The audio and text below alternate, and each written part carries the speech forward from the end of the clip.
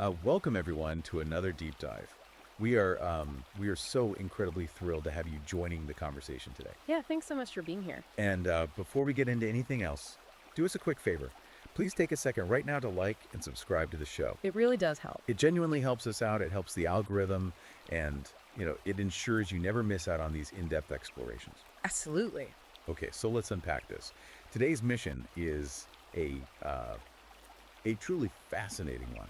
Very much so. We are reviewing a highly provocative, eye-opening ebook called War on Men: How Feminism Demonizes and Destroys Masculinity by Conrad Riker. It's a heavy title. It is. Now, I want to be entirely upfront with you about what we're doing today. This deep dive is going to be an ultra-long, incisive, and frankly fascinating exploration of a text that has become absolutely foundational. Foundational for the men's rights and red-pilled manosphere movements. Exactly. If you really want to understand the history of our institutions before they were captured by feminists and Marxists. Which is the central driving thesis of the author we're analyzing today. Right. His main point. If you want to understand that worldview, you absolutely must read this book, and you can do that right now.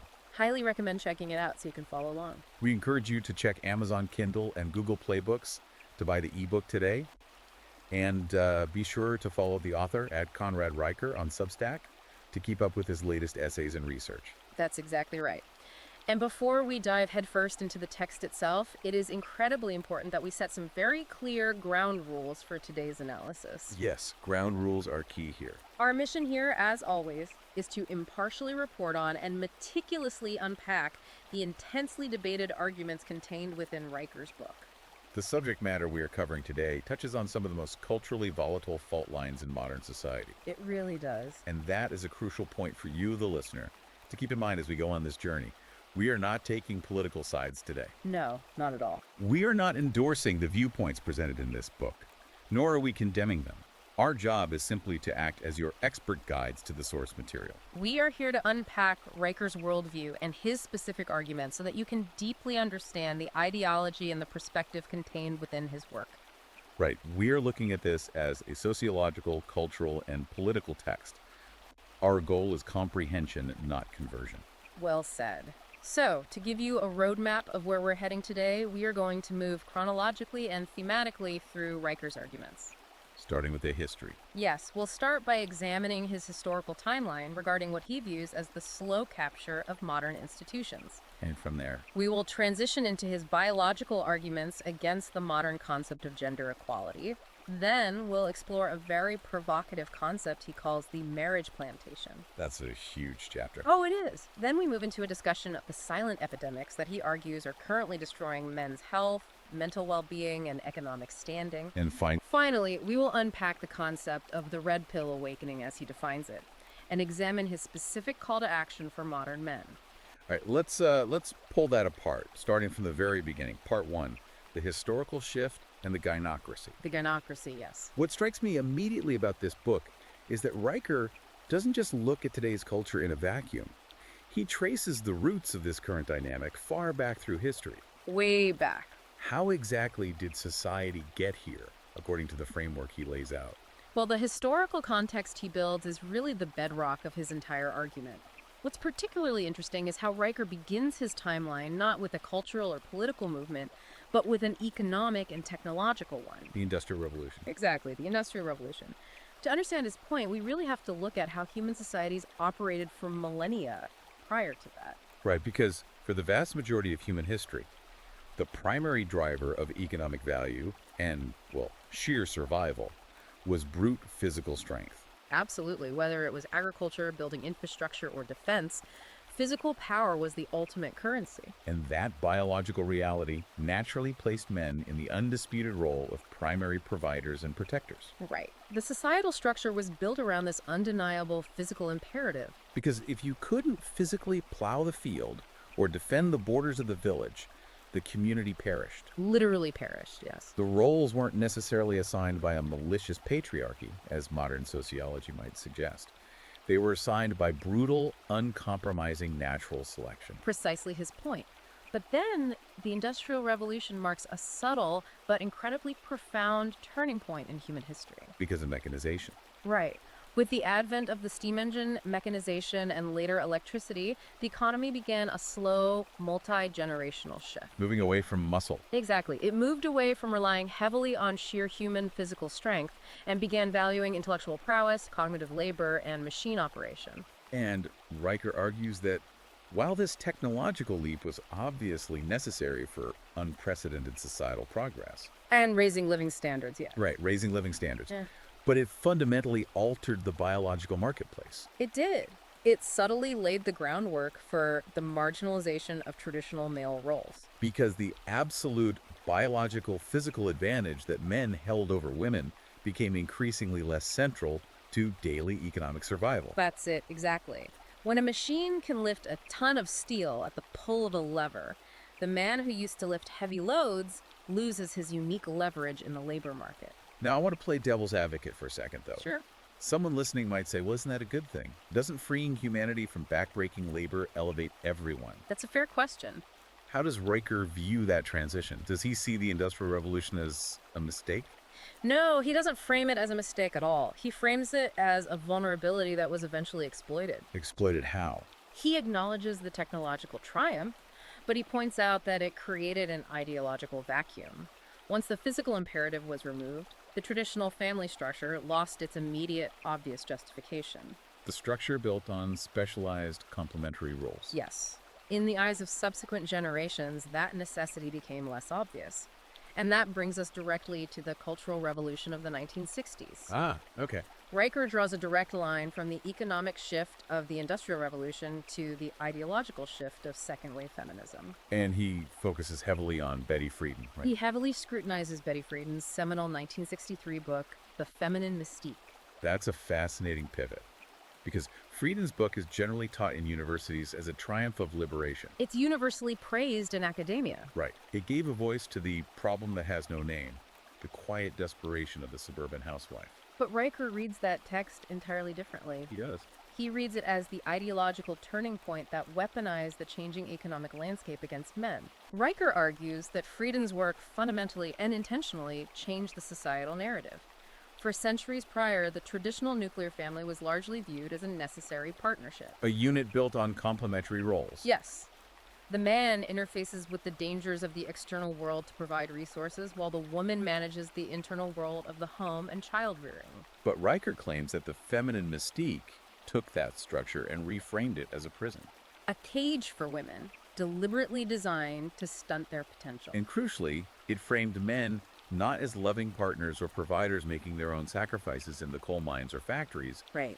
but as active oppressors. So he's saying that the sacrifices men were making, working 60-hour weeks in dangerous, toxic environments to put food on the table, were suddenly recast. Recast as a conspiracy. Exactly. Not as acts of devotion to their families, but as a conspiracy to keep women economically dependent. That is a massive paradigm shift. It is the shift that launches his central thesis. Because once you establish the narrative that the historical structure of society was simply an oppressive patriarchy, The logical next step is to dismantle it and replace it. which leads us to what Riker terms the gynocracy. Right. He defines the gynocracy as the current state of modern society, where feminist ideologies have not just influenced, but have come to completely dominate key institutions. In his view, feminism is no longer a grassroots movement fighting for basic equality. It's the establishment. It is the ruling ideology. Let's look at the specific institutions he calls out, starting with education. This is where he brings in some really compelling data. The graduation number. Yeah. He notes that women now make up roughly 57 to 60% of college graduates in the United States. And that number is even higher when you look at certain advanced degrees. But his critique isn't just about the demographic flip, is it? He's not just saying too many women are going to college. No, he's critiquing what is actually happening inside those classrooms. Right. That's the core of his educational argument. The demographic shift is just the symptom. The curriculum is the disease, in his view. How so? He argues that modern educational environments, from elementary school all the way through the university level, have been fundamentally redesigned to cater to female learning styles. And to prioritize female perspectives. Exactly. He points to the proliferation of gender studies departments and the integration of feminist theory into almost every liberal arts discipline. And according to the book, these curriculums focus overwhelmingly on female empowerment, historical female victimhood, and the deconstruction of traditional norms. So while that is happening, how are male perspectives treated in this environment? Riker argues they are either actively ignored or, worse, pathologized. Pathologized. Yeah. When a curriculum frames history primarily as a long struggle against toxic male domination, a young man sitting in that classroom is implicitly taught that his natural instincts are wrong. His historical role models. His biological inclinations. Yeah. He's taught that they are inherently problematic. The book posits that this hostile ideological environment is the direct cause of the massive male disengagement we are seeing in academics today. Boys are dropping out, failing to launch, or simply refusing to participate in an institutional system that they feel despises them.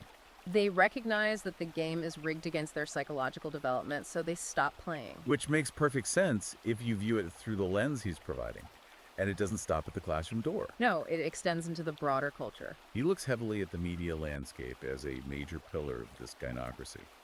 Let's talk about the trope of the bumbling dad. Oh, we all know exactly what he's talking about here. You can turn on almost any sitcom from the last 30 years and see it. It's Homer Simpson causing a nuclear meltdown because he's distracted by a donut. Or Phil Dunphy in Modern Family constantly needing his wife to rescue him from his own childish schemes. It's the dad in the cleaning product commercial who fundamentally cannot figure out how to operate a mop until the smart, capable mother steps in, rolls her eyes, and fixes the mess. It seems harmless on the surface, just lazy comedy writing. But Riker argues it is far more insidious than that. He views this relentless repetition as a form of cultural propaganda. He traces it back to shows like Married with Children, where the father figure is reduced to a pathetic, clueless punchline. And the argument is that media both reflects and shapes cultural attitudes. If you broadcast that narrative incessantly for decades, that men are either overgrown children who are too stupid to be trusted with basic domestic tasks, Or, on the flip side of the trope, villainous controlling patriarchs who must be overthrown. right, society eventually internalizes it. The respect for the father figure is eroded through a million tiny paper cuts of mockery. And what happens when that eroded respect translates into actual government policy? Yeah. Because that's the next step in his argument. The media softens the culture up, and then the policy locks it in.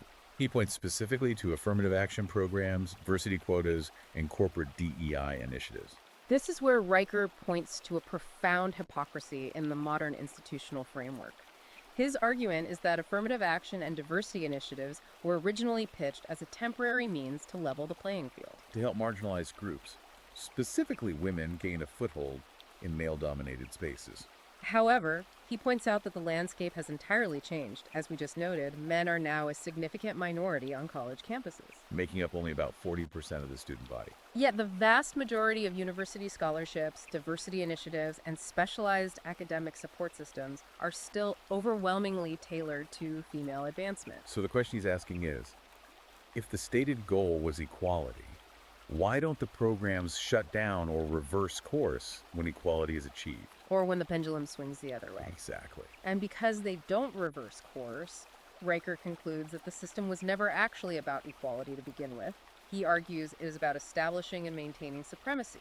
If a corporation pushes aggressively for female hiring quotas in management, even when women already dominate the HR and administrative pipelines of that company, It ceases to be about merit or fairness. it becomes an exercise in maintaining female institutional dominance, the very definition of his gynocracy. He also uses the hashtag #MeToo movement as a powerful case study for this cultural shift. Now, to be fair to the text, the book does acknowledge that hashtag #MeToo originated by addressing genuine, horrific issues of sexual harassment and assault. Particularly in the entertainment industry. It doesn't deny that figures like Harvey Weinstein were predators who needed to be brought down. That's an important nuance to include.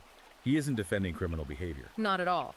But his critique is aimed at what the movement rapidly morphed into once it was amplified by social media echo chambers like Twitter and Facebook. He argues that a movement meant to target specific abusers was broadened and weaponized to collectively vilify all men. And to criminalize basic male courtship and interaction. It created this pervasive atmosphere of paranoia.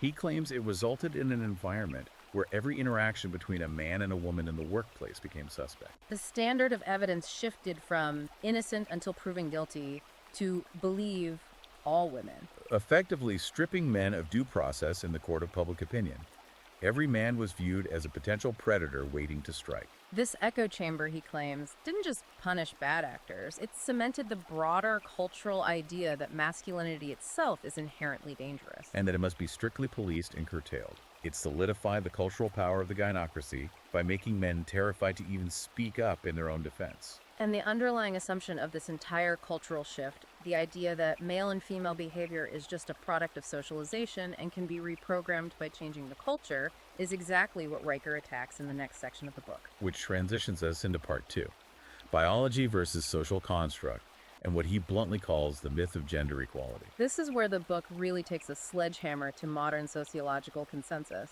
Because for the last few decades, the prevailing academic theory has been that gender is largely a social construct. The idea is that boys like trucks and girls like dolls because society conditions them to.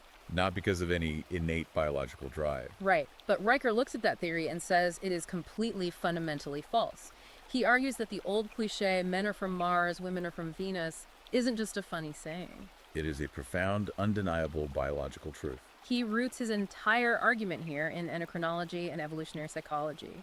He points first to the traumatic hormonal differences between the sexes. Specifically, the roles of testosterone versus estrogen. Riker argues that men are evolutionarily hardwired by testosterone.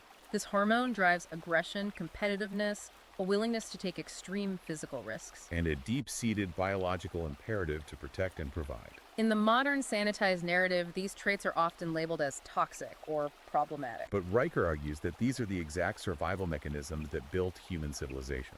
Without that testosterone-driven push to explore dangerous frontiers, build massive infrastructure, and defend tribes against external threats, humanity would not have survived. And conversely, he looks at estrogen. He notes that women are biologically wired by estrogen and oxytocin for nurturing, cooperation, empathy, and emotional sensitivity. The key point he makes is that these are complementary features, not flaws or signs of weakness. He's saying that for millions of years, the human species survived precisely because the sexes were beautifully adapted to perform different specialized roles. Men evolved to hunt, build, and protect in a dangerous external environment, while women evolved to gather, nurture, and maintain the complex social fabric of the community. To bolster this, he doesn't just look at hormones. He looks at the actual structure of the brain. He points to neurological studies suggesting that male and female brains process information differently. He discusses the concept of male brains being more lateralized. Wait, let's pause there and define that term for the audience.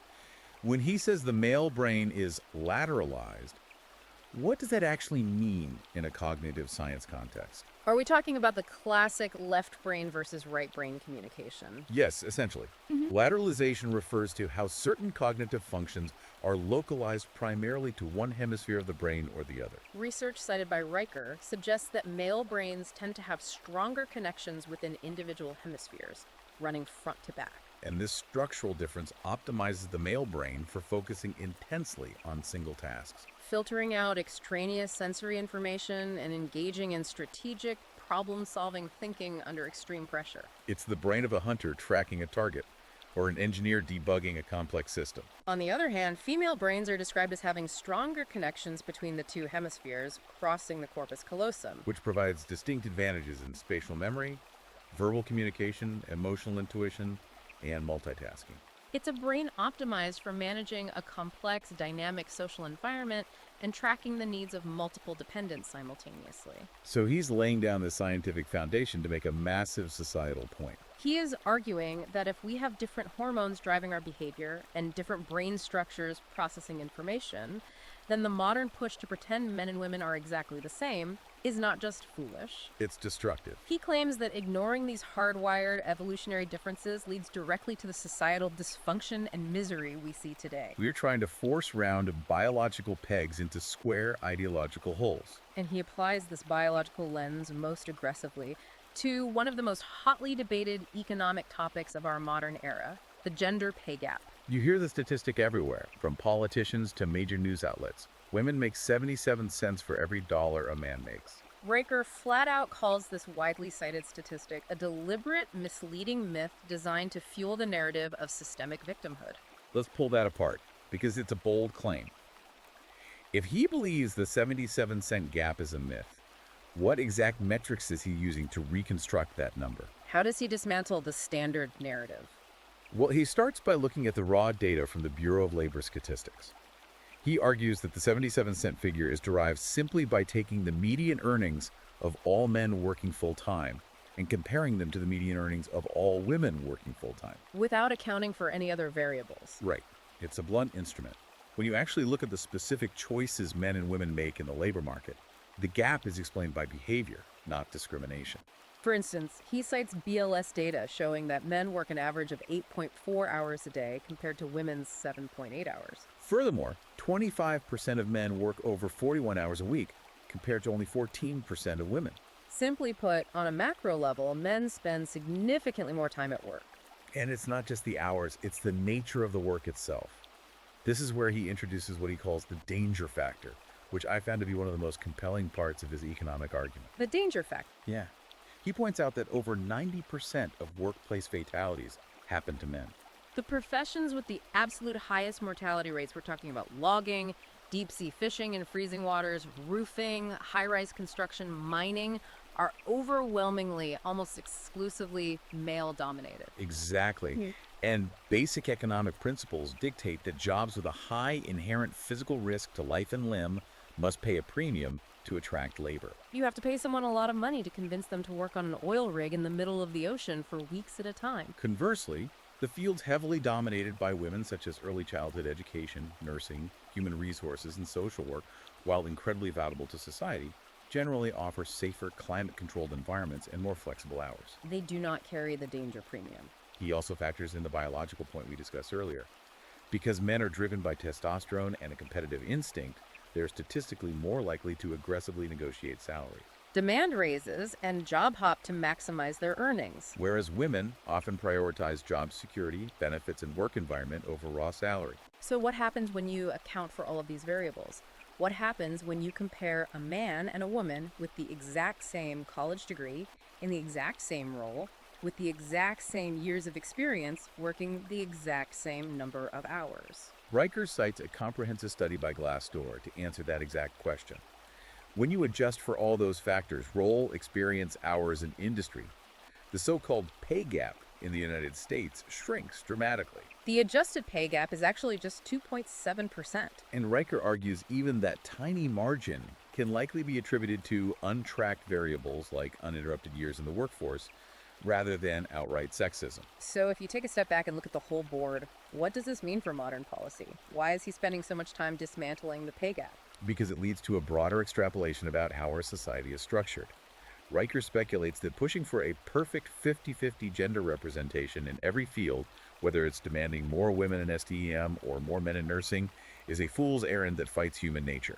He argues that if men are biologically wired for the analytical, spatial, object-oriented tasks required in engineering and computer science, and women are biologically wired for the empathetic, people-oriented, nurturing tasks required in teaching and healthcare, then forcing artificial parity ignores biological reality. He argues that when institutions prioritize gender quotas over natural competence and biological interest, they introduce systemic inefficiency, You end up lowering standards to achieve a demographic aesthetic. which ultimately degrades the quality of the work and creates immense frustration for everyone involved. That concept of systemic dysfunction and frustration is a recurring theme throughout the book, and it becomes deeply, painfully personal in chapter 3.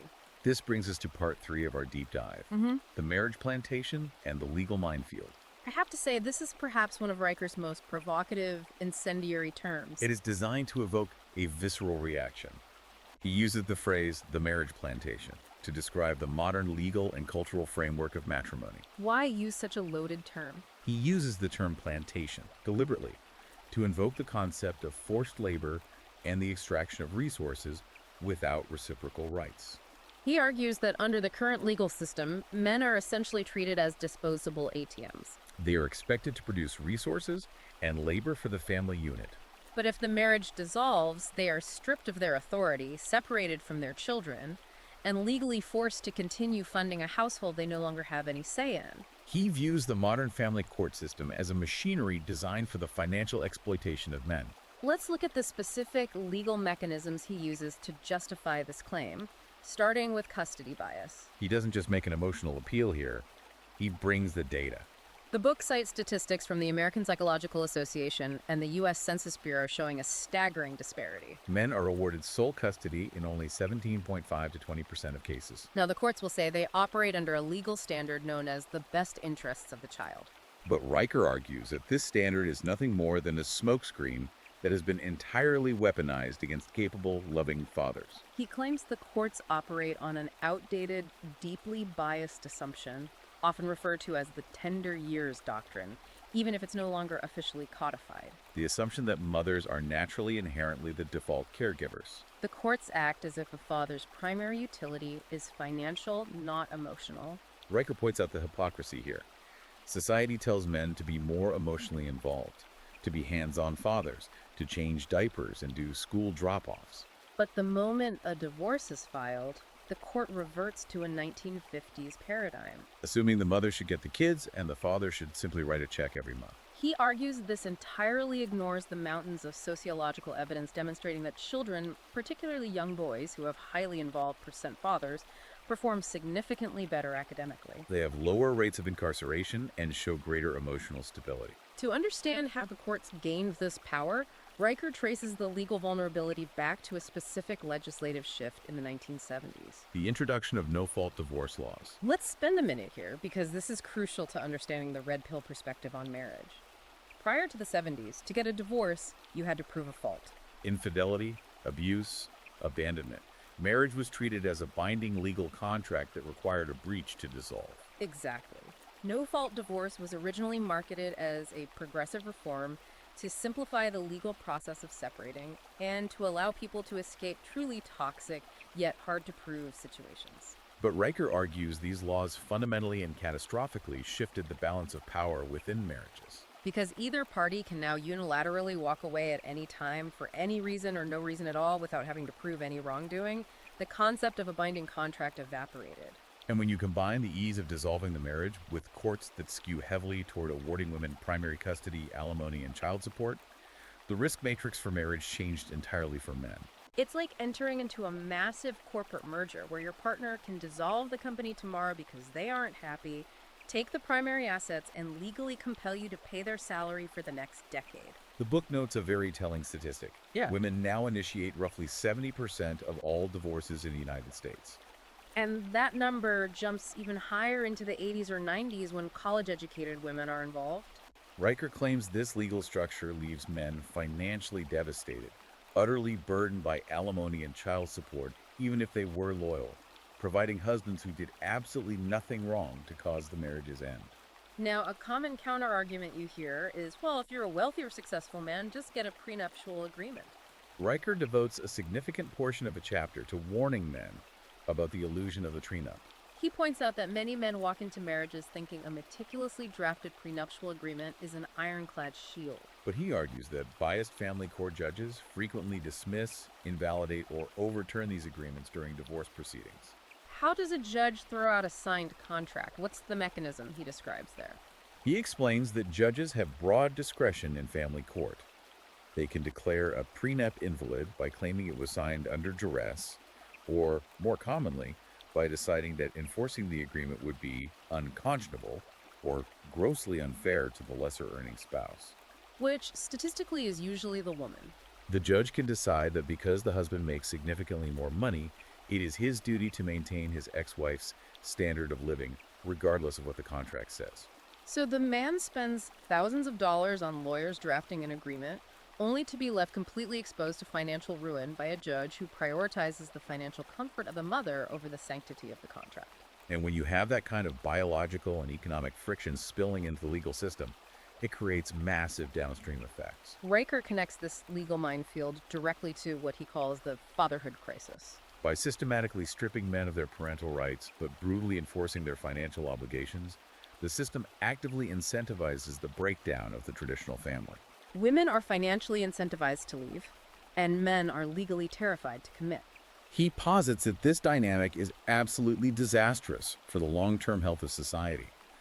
As we touched on earlier, children raised without strong, present male role models struggle immensely. But it also destroys the men. Men who are alienated from their children, who are reduced to being every other weekend visitors while having their paychecks garnished, lose their foundational sense of purpose. They become depressed and despondent. It's a vicious, self-perpetuating cycle of legal and cultural disenfranchisement that hollows out the core of the community. That feeling of despondency and being trapped by contradictory expectations leads us right into part 4 of the book, the double bind of toxic masculinity. We've all heard this phrase thrown around endlessly in modern discourse. Riker notes that it was actually coined back in the 1980s by feminist scholars. But how has the use of that term evolved, and why does Riker see it as a trap?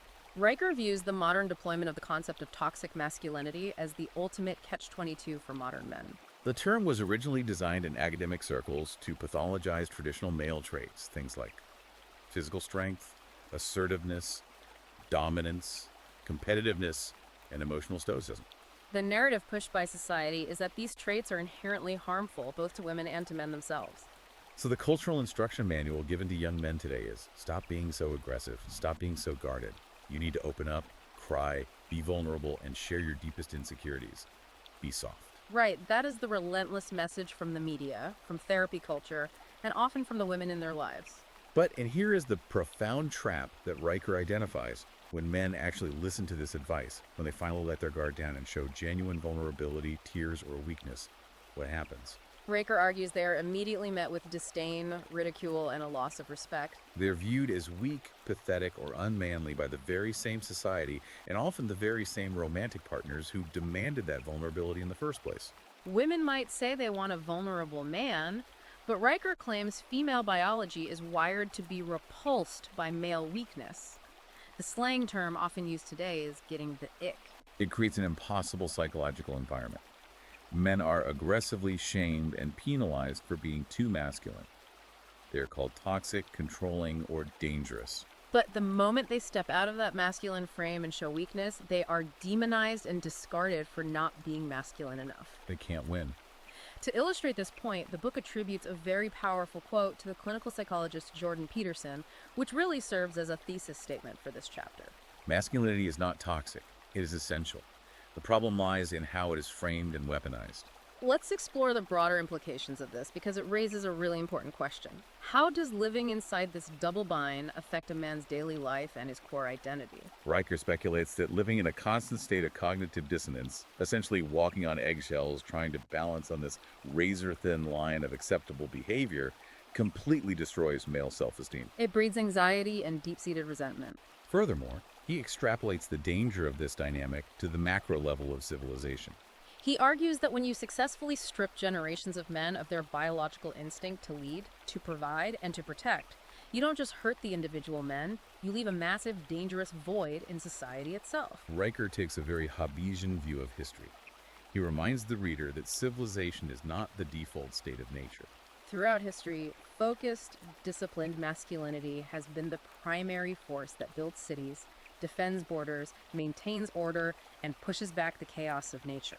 Riker warns, in no uncertain terms, that if a culture successfully pathologizes and suppresses that masculine force, it doesn't achieve a peaceful utopia. It replaces societal order with vulnerability and chaos. And if you take a step back and look at the whole board, you can see the toll this is taking on men in real time. That sense of suppressed chaos brings us to part 5 of the book, the silent epidemics. Riker outlines 3 massive, overlapping crises that are currently destroying men from the inside out, largely ignored by the mainstream media. Let's break these down: loneliness, health, and economics. Let's start with the loneliness epidemic because the numbers here are staggering. They really are. The book cites recent sociological studies showing that 1 in 5 men today report having 0 close friends.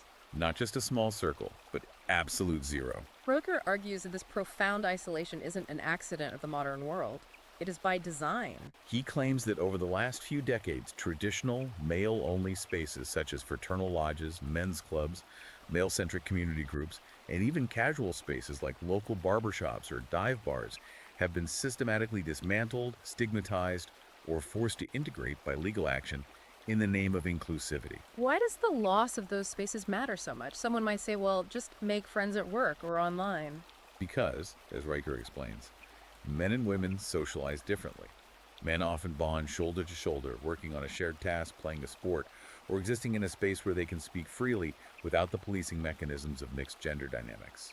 Historically, these male spaces provided mentorship, psychological venting, and a crucial safety net for men going through divorce, job loss, or depression. Without these spaces to forge authentic bonds and share struggles without judgment, modern men are left completely, dangerously isolated in their apartments, interacting with the world only through screens. And that profound isolation feeds directly and tragically into the health and suicide crisis. This is where the book gets incredibly sobering. Globally, men are 3 to 4 times more likely to die by suicide than women. In the United States, middle-aged men make up the largest demographic of suicides by a massive margin. Furthermore, the physical health of men is rapidly deteriorating. The book points out that men are 50% more likely to suffer from sleep apnea, they have significantly higher rates of hypertension and heart disease, and incredibly, male life expectancy is actively dropping in Western nations. Yet, despite these glaring crises, Riker argues that male-specific health initiatives are vastly underfunded, ignored, or even mocked compared to the billions of dollars poured into women's health campaigns. There is no male equivalent of the massive breast cancer awareness apparatus. The prevailing societal message given to men who are in physical or psychological pain is simply to man up, internalize it, and suffer in silence. Society expects men to be stoic utilities, so when the utility breaks down, society simply discards it. Then there is the third pillar of this crisis, the economic displacement of the working class man. This statistic absolutely blew my mind when I read it. In 1950, 97% of men aged 25 to 54, the prime working years, were employed. Today, that number has dropped to roughly 89%, and labor participation rates have plummeted. What is driving millions of men out of the workforce? Riker attributes this to several converging factors. A massive loss of industrial and manufacturing jobs that traditionally sustained working-class families, the relentless rise of automation replacing physical labor, and globalization outsourcing blue-collar work overseas. But the economic loss is only half the tragedy. Because a man's identity is so deeply biologically and culturally tied to his role as a provider, losing that role doesn't just mean losing a paycheck. It destroys his core identity. A man without a mission, without a family to provide for, and without a respectable place in the economy becomes adrift. This economic displacement destabilizes working-class families, leading to fewer marriages, more fatherless homes, and a massive spike in deaths of despair like opioid overdoses. To truly understand Riker's thesis, we have to look at how he synthesizes all these points. He's essentially saying these aren't three separate, unfortunate problems. The loneliness, the suicides, the economic displacement, they are three symptoms of the exact same disease. They are the direct cumulative fallout of a society that has actively turned its back on men. It is the end result of a culture that has devalued male existence, pathologized natural male behavior, dismantled male spaces, and structurally disadvantaged men in both the educational system and the family courts. When you put a demographic in a vice grip like that, the epidemics are the inevitable result. Precisely. He paints a very dark, very systemic picture of the modern male condition. So the natural question the reader is left with is, how does a man survive this? How does he navigate a world that is fundamentally hostile to his nature and his well-being? And that brings us to the final section of our analysis, part 6, the Red Pill Awakening and the Call to Action. Now, for the listeners in the manosphere, this terminology is already second nature. The metaphor, of course, comes from the 1999 movie The Matrix, where taking the red pill allows you to see the painful truth of reality rather than living in a comfortable simulation. But let's look at what taking the red pill actually means, specifically within the framework of Conrad Riker's philosophy. It's not just a buzzword, it's a paradigm shift. In the context of Riker's book, taking the red pill means a total, uncompromising rejection of the blue pill mindset. The blue pill represents blissful ignorance, societal complacency, and an unquestioning acceptance of the mainstream narrative, specifically the narrative of male privilege. To take the red pill is to wake up and acknowledge the systemic disadvantages, the legal minefields, and the cultural hostility that men actually face today. It is acknowledging the reality of the gynocracy and the marriage plantation. But importantly, it's not a philosophy of despair. It's not about becoming a bitter victim. Riker is very critical of men who just complain on the internet. He argues that taking the red pill is a realization that authentic masculinity is not something handed to you by society. It is something that requires active, relentless effort, self-discipline, and boundary setting. It is a harsh awakening, yes, but it is ultimately intended to be a philosophy of radical self-empowerment. And he breaks down exactly how men can fight back and reclaim their power, structuring his call to action around three main pillars. The first and most important is absolute personal responsibility. He argues that you cannot change the system if your own life is in chaos. He urges men to ruthlessly prioritize their physical health, hit the gym, eat right, build physical strength. He tells them to prioritize their mental health by unplugging from toxic media. He advises men to take absolute, uncompromising control of their careers and their finances so they are not dependent on a system that dislikes them. And crucially, he tells men to stop apologizing for their natural masculine instincts to lead, to protect, and to compete. The second pillar of his counteroffensive is community. Because, as we discussed, the traditional male spaces have been systematically dismantled, Riker emphasizes the absolute critical importance of building new, strong, supportive male communities. Now, a lot of this currently happens online. He discusses spaces like Reddit, various manosphere forums, and the MGTOW movement. Let's briefly define MGTOW for the uninitiated. It stands for Men Going Their Own Way. It is a philosophy and lifestyle choice where men decide to actively divest from the societal expectations of marriage, cohabitation, and sometimes even romantic relationships entirely. Viewing the legal and financial risks of the marriage plantation as simply too high. It's a spectrum. Some men just avoid legal marriage while others live almost monastic lifestyles. Riker views MGTOW as a rational defensive adaptation to a hostile legal environment. However, while he respects the online sharing of knowledge that these communities provide, he insists that the community aspect must translate to in-person brotherhoods. Men need physical networks in the real world to share skills, navigate the legal nightmares of divorce court, and combat the devastating isolation of the loneliness epidemic. Iron sharpens iron, as the saying goes. And the final piece of the puzzle is activism and politics. Riker doesn't just want men to retreat and improve themselves in a vacuum. He wants them to engage and change the environment. The book issues a very strong, unapologetic call for men to advocate for purely merit-based systems in the corporate and academic worlds, pushing back aggressively against diversity quotas that disadvantage them. He wants men to organize and push for family court reform, specifically demanding default 50-50 shared parenting laws. He wants them to engage in local and national politics and to loudly reclaim their narrative in the public square. He quotes Theodore Roosevelt near the end of the text to sum up this combative, resilient mindset perfectly. Men are not born to be victims. They are born to be victors. It's a powerful call to reclaim dignity through strength, competence, and unified action. Indeed.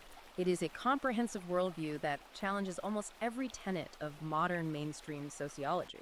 And as we reach the conclusion of our deep dive into this highly provocative source material, I know you have a final thought prepared. I do. I want to step back and offer a final speculative thought for you, the listener, to mull over. A thought that builds on Riker's foundational evolutionary arguments but looks toward the future. I love when we do this. What's the thought? Riker bases his entire philosophy on the premise that evolutionary biology has hardwired men to be physical protectors, conquerors of the natural world, and active providers through their labor. Right. But we are currently standing on the precipice of a technological revolution that makes the Industrial Revolution look like a minor footnote. I am talking about the rapid exponential rise of artificial intelligence, advanced robotics, and the shift toward remote, purely digital, algorithm-driven work. The automation of thought. Exactly. If the physical world is increasingly managed by machines, and if even high-level cognitive strategic labor is outsourced to AI, brute force and intellectual problem solving may be entirely removed from the economic equation. The physical battlefield is disappearing. So the profound question is, how must this red pill mindset adapt to redefine male leadership, purpose, and value in an entirely sterile virtual future? If there are no physical frontiers left to conquer and no physical dangers left to protect a family from, how does the biological male imperative survive? How do you fulfill your biological destiny to protect and provide when the battlefield is a climate-controlled server farm and the economy is run by code? Wow, that is an incredibly deep, almost existential question to chew on. It really makes you think about where all this energy is going to go. It's the next frontier for this entire movement. Listeners, if you found this breakdown as fascinating and thought-provoking as we did, and you want to truly understand the history of our institutions and the foundational, unapologetic worldview of the manosphere, you absolutely must read this book for yourself. It is essential reading for this topic. Remember, check Amazon Kindle and Google Playbooks right now to buy the ebook War on Men: How Feminism Demonizes and Destroys Masculinity by Conrad Riker. Also be sure to follow the author at Conrad Riker on Substack to read his latest articles, Join his community and keep up with his ongoing research. And finally, please do us one last favor. Do not forget to like this video and subscribe to the deep dive so you never miss a thorough, impartial exploration like this one. We really appreciate the support. Thank you so much for joining the conversation with us today, for keeping an open mind, and for diving deep. We will see you next time.